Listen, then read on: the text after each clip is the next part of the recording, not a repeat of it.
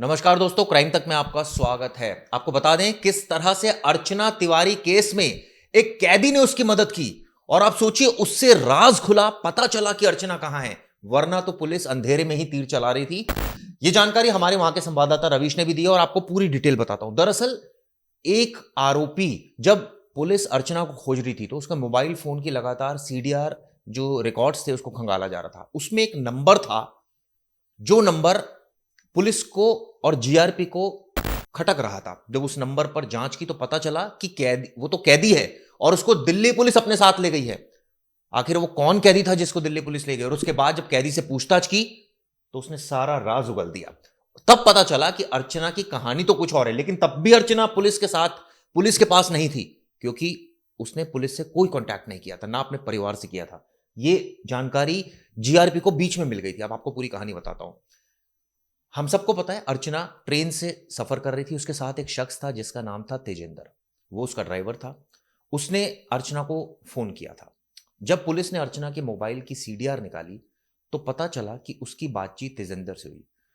तेजेंद्र का नंबर जो था उससे उसके घर पहुंची पुलिस, उसका पूरा डिटेल लेकर। और जब घर पहुंची तो पता चला जी इसको तो दिल्ली पुलिस ले गई है। हाँ। और जब दिल्ली पुलिस से कांटेक्ट किया तो पता चला भैया ये तो एक केस में वांटेड था, इसलिए हम इसको ले गए। जब उससे पूछताछ किया तो उसने सारा राज उगल दिया। देखिए, अर्चना ने लॉ भी किया था तो उसके कई थे दोस्त थे, बहुत सारे दोस्त थे, उसमें से एक दोस्त तेजेंद्र भी था। अब पूरा प्लान अर्चना ने बनाया क्यों, तेजेंद्र से कांटेक्ट किया क्यों? जब अर्चना को वहां से भागना था क्योंकि घर वाले उसकी शादी करा रहे थे एक पटवारी से, और उसे अकेले रह के अपनी पढ़ाई करनी थी लॉ की, और उसे जज बनना था, सिविल जज। तो उसके लिए वो प्रिपरेशन करना था, तो वो अकेले रह के करना चाहती थी। उसके लिए उसने क्या किया, तेजेंद्र जो उसका लोकल दोस्त था, थोड़ा स्ट्रांग था, उसके कनेक्शन थोड़े ठीक थे, तो प्लान बनाया।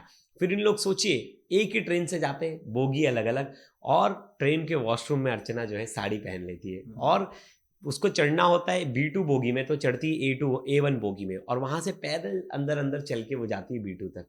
फिर वहां से वो साड़ी में निकलती, घूंघट डाल के, जिससे कि उसके बारे में किसी को पता ना चले। एग्जिट गेट से निकलती है, तो वो बहुत ही मतलब किसी को भी नहीं पता चलेगा कि साड़ी में निकली। कोई किसी को कैसे चेक करेगा साड़ी के अंदर कौन है, कितने सारे लोग आते हैं स्टेशन में, तो बहुत मुश्किलात वाला काम था। और खुद लॉयर थी तो उसे पता था, क्रिमिनल लॉयर, तो उसे पता था कैसी चीज़ें इंप्लीमेंट होगी, पुलिस किस किस चीज़ों पे पहलू पे इन्वेस्टिगेट करेगी। अभी जो तेजेंद्र है ये तो खुद क्रिमिनल था। पुलिस जब इसको फ़ोन लगा रही थी तो इसका नंबर बनता है, इसके घर पे गई तो पता चला ये भाई साहब तो दिल्ली में जेल में बंद है। दिल्ली पुलिस ने उससे उठा लिया। फिर उसने पूरी चीज़ें बताई। उसने बताई कि अर्चना को आगे मैंने हैंड ओवर कर दिया, सारांश जो था उसका दोस्त था वो उसे लेकर गया। वो उन लोगों का प्लान आगे कहाँ का था ये अभी तक मुझे भी नहीं पता था, लेकिन फिर सारांश का नंबर ट्रेस किया गया, अर्चना का नंबर ट्रेस किया गया, तो उसने बताया था कहीं ना कहीं उन लोग का प्लान था दिल्ली से नेपाल भागने का, लेकिन उसके बीच का जो रूट था हैदराबाद वाला ये नहीं पता था। लेकिन इसमें एक चीज और भी है, सिर्फ सारांश नहीं था जो मदद कर रहा था, एक और शख्स था जो था नेपाल का रहने वाला। अब आपको बताता हूं। दिल्ली से दोनों नेपाल पहुंचे। यहां अर्चना को एक नेपाली युवक मिला जिसका नाम था वायासी देवकोटा। ये इसका दोस्त था। उन्हें भरोसा था कि नेपाल में वो आसानी से छिप कर रह सकेंगे, लेकिन मामला इतना ज्यादा मीडिया में उछल गया, इस वजह से अर्चना को नेपाल छोड़कर शुजालपुर वो लौट आई। जबकि अर्चना देवाकोटा की मदद से कुछ दिन तक नेपाल बॉर्डर पर ही रही।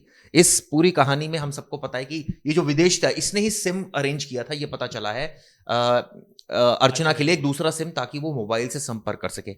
अब सवाल ये उठता है इस केस में राम तोमर का क्या रोल था। दरअसल राम तोमर ग्वालियर का रहने वाला है और ग्वालियर में जब ये प्रैक्टिस कर रही थी पता चला अर्चना, तो वहां इसकी दोस्ती हो गई और ये चाह रहा था कि वो ग्वालियर आके रहने लगे। ये वन साइडेड लव था। हालांकि जब पुलिस ने इससे जांच की तो पता चला इसका तो कोई रोल नहीं था, ये तो प्यार में पागल था उसके, लेकिन वो सारांश के प्यार में पागल थी और सारांश उसको छोड़कर भाग आया वहां से, नेपाल से, क्योंकि उसको भी लगने लगा कि फंस जाएगा वो, और उसके उस तक जो है वो पुलिस पहुंच जाएगी।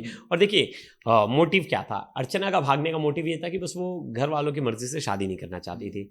दूसरा मोटिव ये था कि अर्चना अपनी पढ़ाई खुद बाहर रह के करना चाहती थी, तो अर्चना किसी और को नुकसान नहीं पहुंचाना चाहती थी, जो कि इस स्टोरी में एक अच्छी चीज़ है। मैंने कल भी कहा कि अगर आपके घर वाले आपको ज़बरदस्ती कर रहे हैं आप चले जाओ यार, हाँ, लेकिन किसी की जान मत लो। पता चला शादी करा देते हैं। हाँ, दो पॉइंट ऐसे हैं जो कई सवाल खड़े कर रहे हैं। पहला, अब क्या कोई लीगल एक्शन? हाँ, लीगल एक्शन एक दो चीज़ के लिए होगा कि आपको चीज़ें पता थी फिर भी आप पुलिस को भ्रमित कर रहे थे। नहीं, लेकिन पुलिस ने क्लियर कर दिया है कि लीगल एक्शन नहीं होगा क्योंकि प्यार मोहब्बत का मामला। हाँ, प्यार मोहब्बत का मामला है तो इतना कोई बड़ा मामला नहीं है।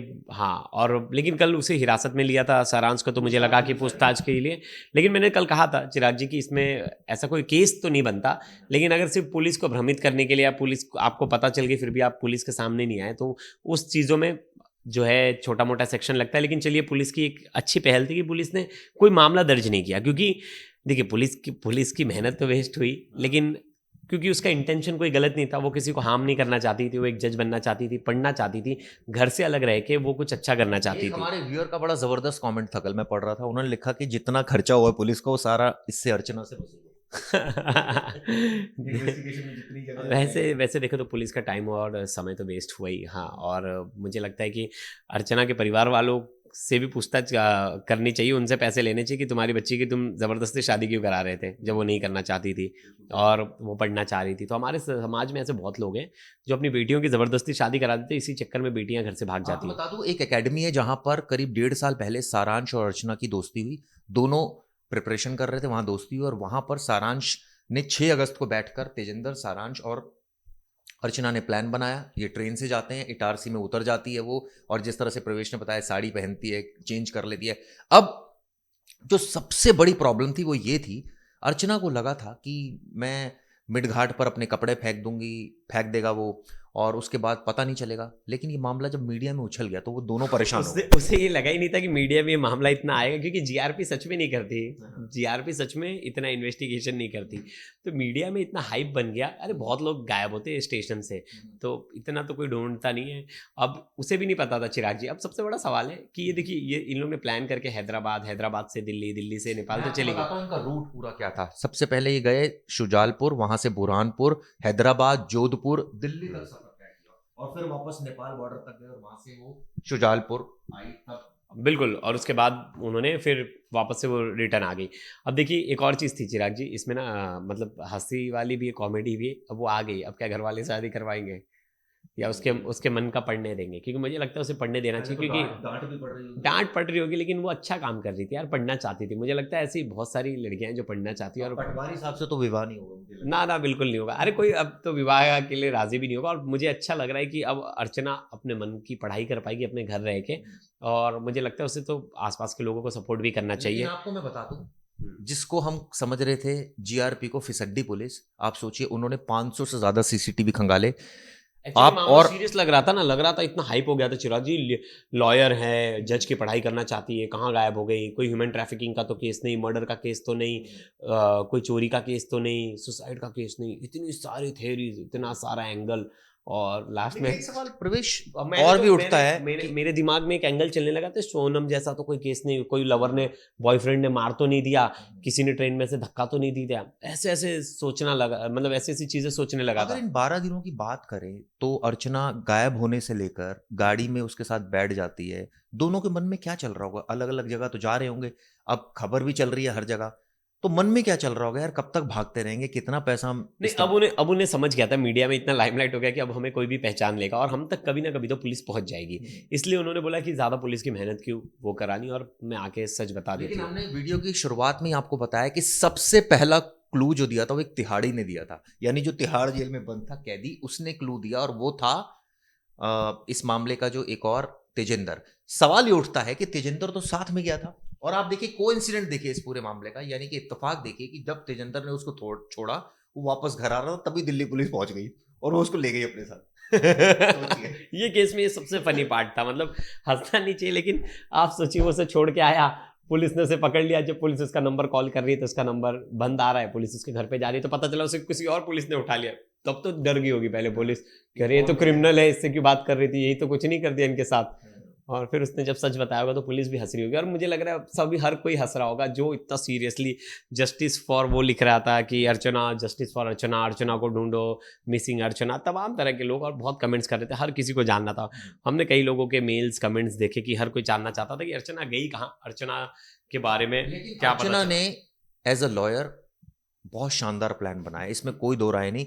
आप सोचिए वो गाड़ी में बैठी है और लेट के जा रही है ताकि किसी सीसीटीवी की जद में ना आए, वो जानबूझकर ऐसे रूट का इस्तेमाल कर रही है लेकिन जहां मैं सीसीटीवी ना हो। चिराग सर, इसमें आपको काटूंगा, कितनी भी अच्छी प्लानिंग कर लो, ढंग से पुलिस पीछे पड़ गई, अगर पुलिस ढंग से किसी के भी पीछे पड़ गई और पुलिस को चीजें निकालनी है खोद के कि क्योंकि क्या कहीं ना है। कहीं आप पैसे का इस्तेमाल करेंगे, कहीं अरे ना देखो, कहीं आप बाहर निकलेंगे, कुछ कहीं ना कहीं आप देखिए, CCTV में आएंगे। कुछ नहीं करना मतलब कुछ नहीं करना भी करना होता है। मतलब आप छुप भी रहे हो तो कुछ कर रहे हो ना, तो कहीं ना कहीं आप नहीं, कुछ ना लेकिन कुछ मैं तो इसमें ऐसे- आपको काट दूंगा। आपने कहा पुलिस पीछे पड़ जाए, अतीक मामले में आज तक गुड्डू मुस्लिम का पता नहीं चला, अरे मैं क्या बोला, उड़ीसा तक पुलिस गई, नहीं नहीं नहीं, फिर आपको मैंने क्या बोला, पुलिस चाहे तो तो नहीं चाहती। और क्या छुपाने वाली बात है कोई, ये तो पुलिस अगर चाहती तो कब का पकड़ लेती, लेकिन अभी तक पुलिस ने ना कोई एक्शन दिखाया, ना आतिक की बीवी पकड़ आप पाया। सोचिए, क्या नदी जंगल पहाड़ों को भी छान मारा पुलिस ने अर्चना के चक्कर में, लेकिन वो मिली नेपाल में। उसके दोस्त ने भी मदद की। वीडियो कैसी लगी बताइएगा। धन्यवाद।